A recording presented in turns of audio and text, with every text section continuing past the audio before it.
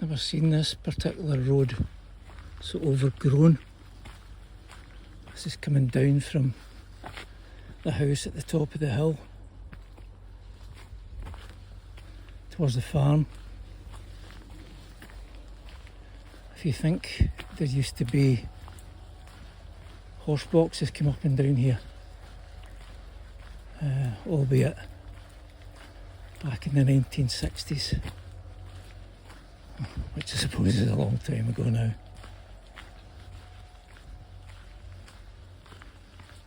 And far from so many trees, there's some old hawthorns and stuff that have always been here, and berries. But plenty of new ones been planted, especially those in that field. I've got some video somewhere where that was flat. That was one of the big training fields they used, where they put up the steeplechase fences. That too used to be a path through. God. Big black fences, and then the horses would school them over that from Jim Barrett's place. Len Lungo, good jockey. And then there's quite a nice wee slope, a hill, just to bring them up that and fitting them a bit. Jeez, man, it's like tropical now.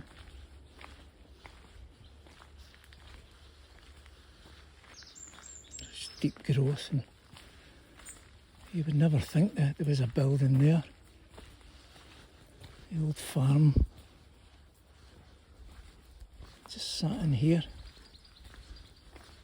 Quite substantial buildings.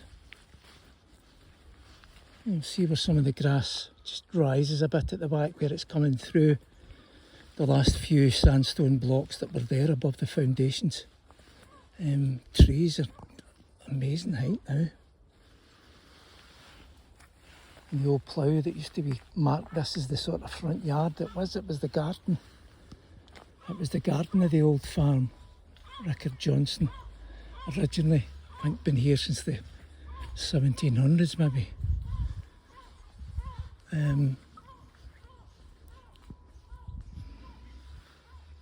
It's just the height of some of these trees. I can't get over either. This is an old fella right enough, I remember this one well. And round the bend it used to take you up behind the farm.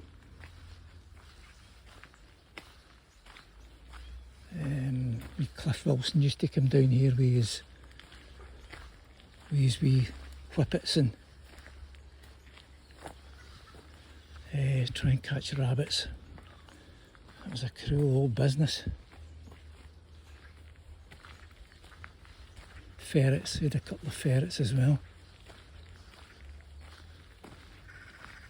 That too, God above, there must be no maintenance of this now at all. They're just leaving it to go to meadow or whatever it is now, because those benches, I think there are 4 of them round the circle, and it was set up as a nice ornamental place to sit,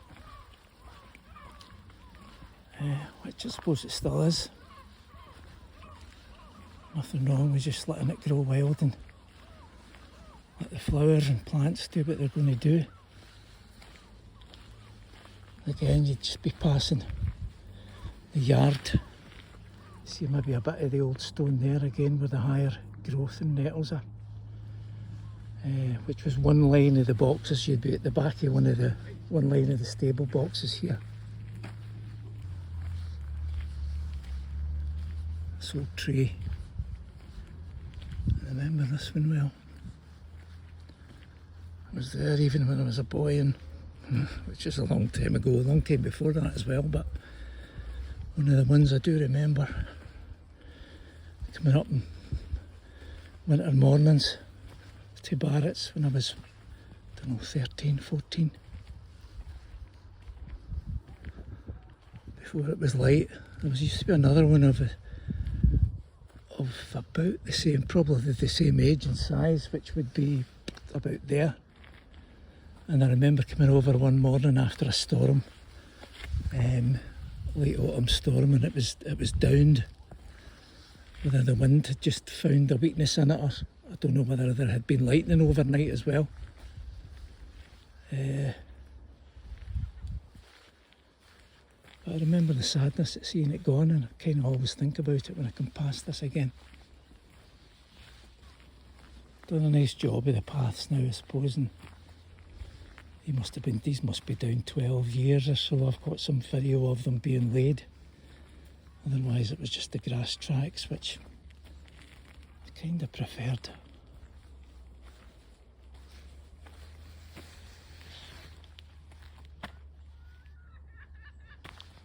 This road taking us down towards the back of the graveyard. Again, I'm struck with the growth here, how lush it all is, and normally, if I'm remembering correctly, then you would have been able to see the graveyard fence easily walking down this bit, but it looks like it's going to be the end of the track before we catch sight of it. There's the palings just at the very top of the weeds, I suppose those are, growing up beside that tree. Yep, takes to the end of the path before we see the fence at the back of the graveyard. Hardly see any graves, just that black one and the wee digger. Here today, 14th of August, to lay our Kevin to rest, along with my mama and daddy. Turned out the plot was a double plot, which none of us knew, so Martine came up last week and thought we had dug the wrong grave or on the wrong side. But Kevin's going to slot back in there, back in the Kerry, his mammy and daddy, back home again. Home in the place where he was born and never really left. Lived in Coatbridge for a while, but I think his heart was always here, like the rest of us.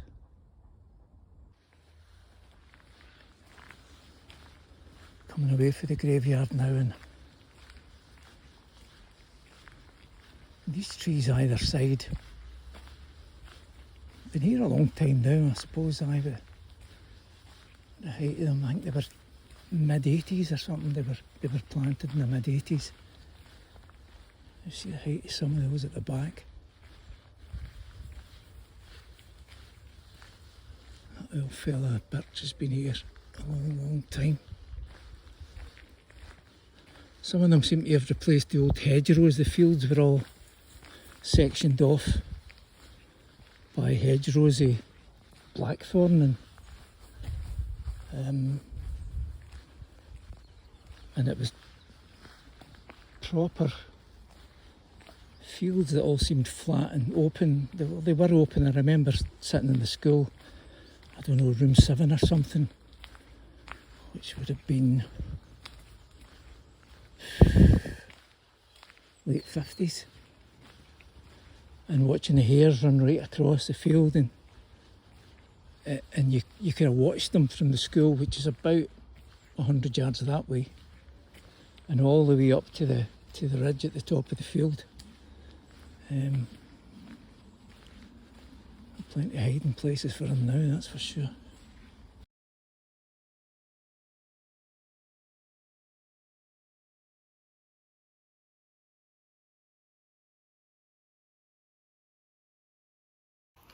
Heading back out now and for the Coby Road after a walk through the fields. Haven't been up for quite some time. It's always refreshing, and I used to come up pretty much every day when we were in King's Drive. We moved 2015, 8 years ago now. Anyway, back onto the Coby Road.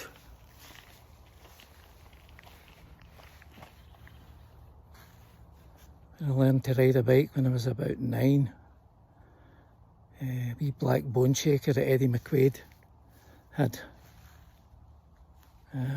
Just down the road he lived, where the big house is now. There was a couple of farm cottages and the McQuaids lived in there. We had a lot of good times and a lot of good fun. Learned how to do the rise and trot on a pony here too. Wee brown and white pony called Charlie, Catherine Barrett's horse. And back up the Coby Road. My dog Archie just having a drink there.